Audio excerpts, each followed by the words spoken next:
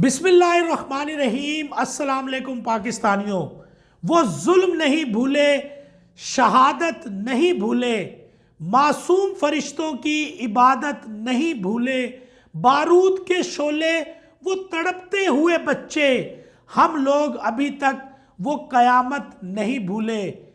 आज ही के दिन मेरे पाकिस्तानियों 16 दिसंबर को जो सानिया पेशावर, जिसकी हम जितनी भी मजम्मत करें वो कम है, क्योंकि पाकिस्तान की ये सयाह दिन है कि इस दिन पाकिस्तान पर एक ऐसा सानिया रुनुमा हुआ कि जिसकी हम जितनी भी मजम्मत करें वो कम है, जिसमें मासूम बच्चों को लहूलुहान कर दिया गया।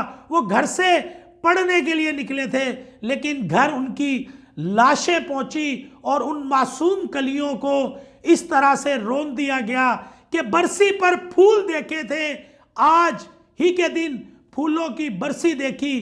तो मेरे पाकिस्तानियों, ये ऐसे दर्दनाक वाक़े हैं कि इनकी जितनी भी मजम्मत की जाए वो कम है, और हम दुआ गो हैं कि अल्लाह ताला इन मासूम कलियों के दर्जात बुलंद फरमाए और इनके लवाहे कीन को सब्र जमील अता फरमाए कि ये पाकिस्तान में एक इतना दर्दनाक वाक़या है कि इसकी हम जितनी भी मजम्मत करें वो कम है।